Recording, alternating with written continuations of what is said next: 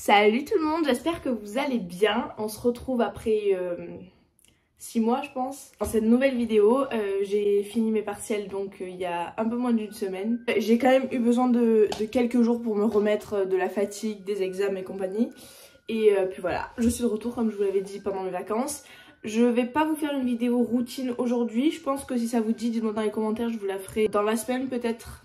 Ou sinon à mon retour de vacances, mais on part bientôt en vacances le 1er mai, donc ce sera pas de suite. Bon, l'alarme du voisin n'a pas l'air d'avoir envie de s'arrêter. J'espère que vous n'entendez pas trop. Bref, du coup je vous disais que je voulais vous faire une vidéo aujourd'hui sur mon rapport à l'alimentation. En fait je trouve ça hyper important vu les messages que je reçois sur Insta. Je me dis qu'en fait c'est la vidéo la plus appropriée, la plus urgente entre guillemets à faire. Pour pouvoir vous aider, vous donner mon expérience à moi, parce que moi aussi bon, mon rapport à l'alimentation a quand même bougé ces dernières années. Ça fait pile poil un an que j'ai décidé... Ah ça s'arrête enfin. Ça fait pile poil un an que j'ai décidé de me reprendre en main, niveau alimentaire, niveau sport, niveau tout.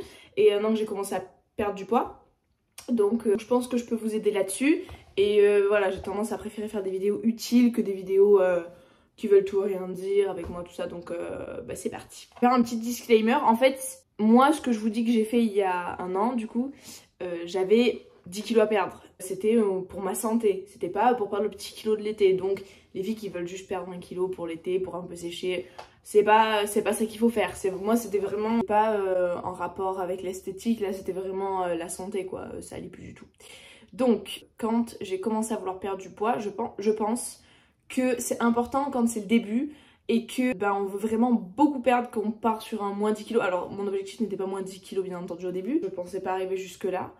Mais mon objectif était quand même de perdre beaucoup de poids. J'avais vraiment une grosse prise de poids pendant les couvre-feux, les confinements, bon, bref, je pense que je suis pas la seule. Et du coup, ce que j'ai fait, c'est que j'ai supprimé le petit déjeuner parce que je mangeais sans faim. En fait, je faisais pas de sport au début, j'avais arrêté les activités physiques, tout ça. Donc, je déjeunais le matin sans faim, juste pour le moment, c'était convivial, tout ça. Et il faut savoir que dans une journée, on a notre nombre de kilocalories à consommer pour entretenir notre poids. Faut être en dessous pour mincir ou au-dessus pour prendre du poids. Et supprimer un repas, c'est quand même la méthode la plus facile pour manger moins de kilocalories que d'habitude, tout en mangeant les 2 repas, donc midi et soir. Normalement, tu manges un repas du midi et du soir normal, mais tu supprimes le matin, forcément que tu manges moins et donc tu vas un peu plus perdre de poids. Donc je mangeais bien le midi et le soir, après je mangeais équilibré et j'ai supprimé les sucreries. Mais le fait d'avoir fait le jeûne intermittent pendant quelques mois et d'avoir plus mangé du tout le matin, de n'avoir plus mangé, ça m'a permis quand même de faciliter ma perte de poids puisque j'étais en déficit calorique plus facilement.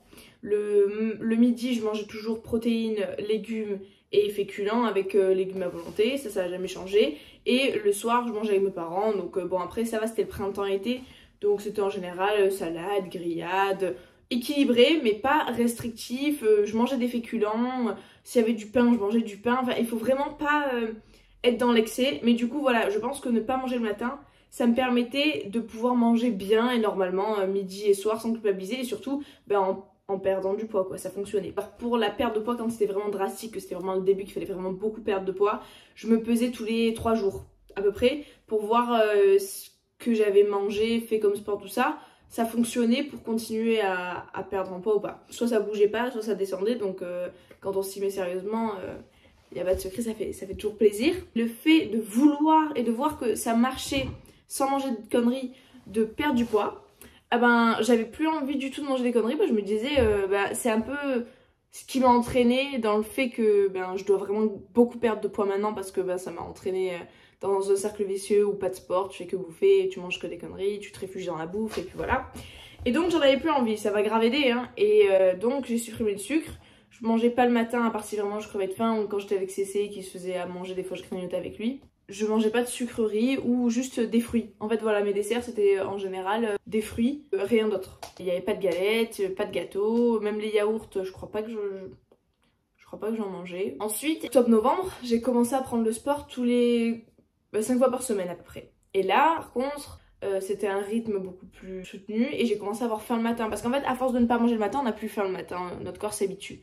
Mais là, vraiment, quand j'ai commencé à avoir des gargouillements le matin, que je me levais avec le ventre qui tirait, je me suis dit, bon, là, tu vas manger. Si votre corps vous le demande, c'est qu'il en a besoin. Donc, j'ai recommencé à faire des petits déj le matin. D'ailleurs, je vais vous mettre mon compte là.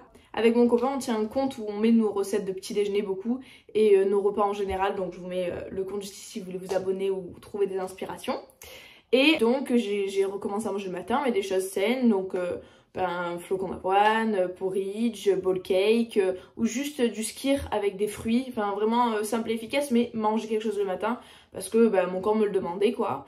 Et ça ne m'a pas du tout fait prendre de poids de réintégrer le petit déjeuner, donc n'ayez pas peur de ça parce que en fait je brûlais beaucoup plus, mon métabolisme était à fond, donc forcément que quand t'as le métabolisme qui s'active, même si tu manges plus, ça brûle quoi. Au jour d'aujourd'hui, je déjeune toujours, je saute toujours pas de repas, mais par contre je m'autorise un peu plus de sucre. Je suis pas dans l'excès, mais je goûte. J'ai réintégré progressivement un peu tous les repas de la journée quoi, mais de manière saine, équilibrée, et puis j'ai trouvé mon équilibre. Et je trouve ça important d'en parler parce que il y en a beaucoup qui sautent le repas du matin alors qu'elles ont faim ou qui mangent pas le midi. Chacun est différent, mais moi si je mange pas le midi, je pense que je fais un malaise, hein, c'est pas possible quoi. Donc vraiment, c'est pas la quantité le problème, c'est la qualité des aliments. Et genre vraiment si vous vous faites des assiettes énormes mais avec moitié légumes, une part de protéines et un peu de féculents parce qu'il faut quand même des féculents pour que ça vous tienne au ventre. Si vous mangez que de la salade verte, vous allez avoir faim dans 2 heures. Si vous faites des grandes proportions mais de choses saines, en fait il n'y aura pas de souci. Il faut réussir à équilibrer ses assiettes, donc vous pouvez nous suivre sur notre compte de recettes que je vous ai mis tout à l'heure. Et sinon sur mon compte Instagram, je vous le mets juste ici si vous ne me suivez pas encore, je mets tout le temps, enfin pas tout le temps mais en général j'ai une story à la une diète.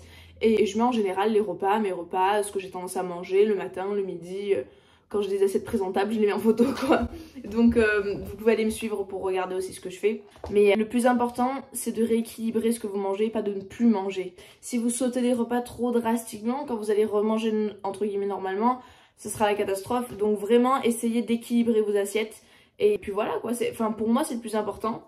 Et autre chose, n'ayez pas peur de manger, n'ayez pas peur des glucides. Genre je vois trop de gens dire je mange sans huile, j'utilise plus d'huile, les glucides, je supprime les glucides. Alors il y a un régime qui existe pour supprimer les glucides, c'est le régime cétogène. Mais il ne faut, c'est très drastique, c'est plus de féculents, plus de sucre, plus rien. C'est-à-dire que tu manges une omelette avec de la salade verte, ou de la protéine avec des légumes mais jamais de féculents, plus de riz, plus de pâtes, plus de pain, plus de blé, plus rien. C'est très drastique et le jour où vous allez réintégrer les glucides dans votre alimentation, ça risque de faire l'effet yo-yo, il faut faire attention à ça. Donc ces régimes-là drastiques, vous pouvez le faire sur 2 semaines peut-être, si c'est vraiment l'urgence. Moi personnellement, j'y suis jamais allée et c'est pas quelque chose que je vous conseille. Mieux vaut miser sur la durée, pas perdre direct 10 kilos, mais que ce soit durable. Vous me voyez un an après, ça c'est bon, j'ai pas repris mes 10 kilos, que perdre trop bien, j'ai perdu 5 kilos ce mois-ci, mais 2 mois après t'en as pris 7, enfin c'est pas le but. Essayez vraiment d'être équilibré dans ce que vous faites. Il faut garder les féculents, même s'il faut pas manger des assiettes entières. Il faut mettre des légumes à volonté, des crudités à volonté parce que ça vous fera jamais de mal. Et il faut aussi une source de protéines, quoi que vous soyez végétarien ou pas. Au pire vous prenez du tofu, du seitan, tout ce qu'il y a.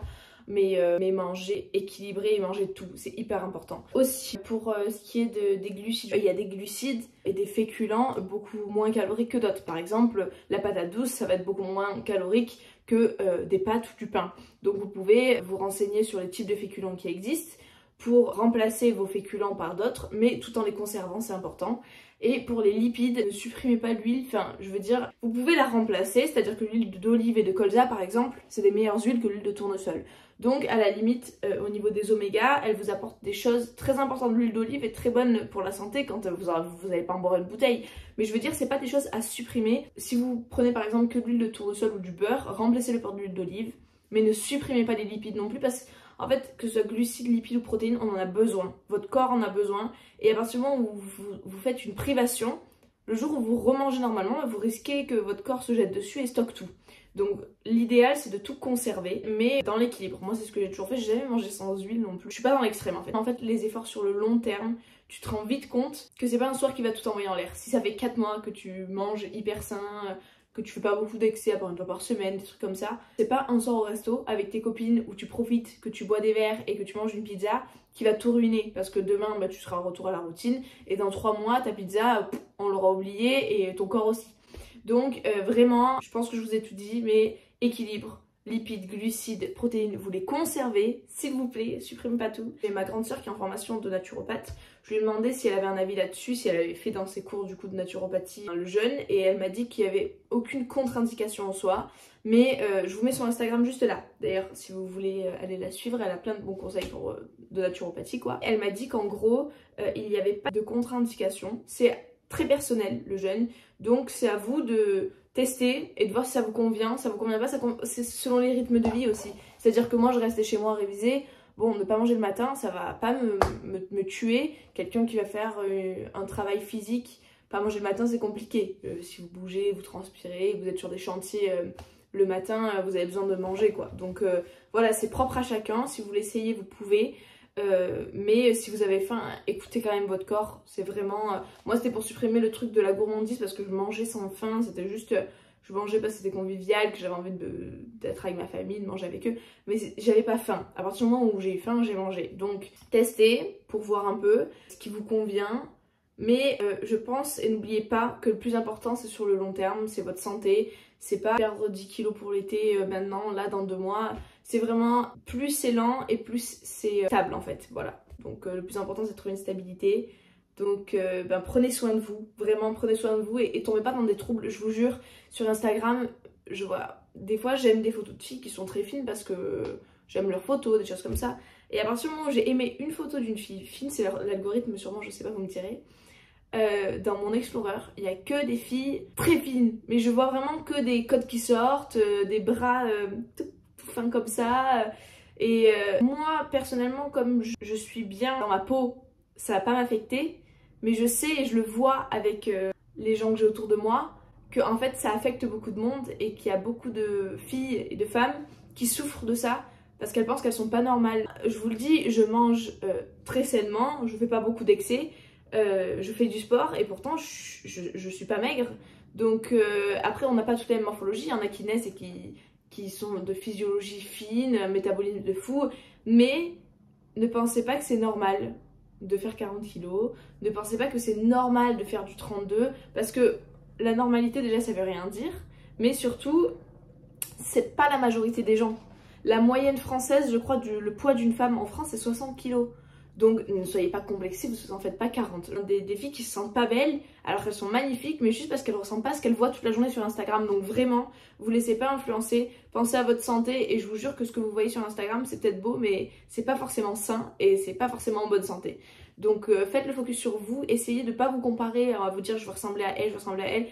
Essayez d'être la meilleure version de vous-même sans vouloir ressembler à ce que vous voyez parce que vraiment les réseaux sociaux c'est... Autant j'adore les réseaux pour échanger, comme je le fais là avec vous et comme je le fais sur Instagram régulièrement, autant ça peut être un poison aussi. Donc vraiment faites attention à vous, prenez soin de vous et vous êtes toutes belles. Ah oui, est-ce que ça vous dit, ce sera pas dessus du coup, ce sera à la fin du mois plutôt, si je vous fais une vidéo où je mange végétarien pendant quelques jours, pour que je vous montre un peu si vous en avez marre de manger toujours la même chose, si vous en avez marre de manger de la dinde, du poulet, des œufs, que je vous montre les alternatives qui existent parce que c'est vrai que en soi, on n'en parle pas plus que ça. Dites-moi si ça vous dit. Moi, je le ferai avec plaisir. Une vidéo alimentation sur 24 heures ou 48 heures vegan.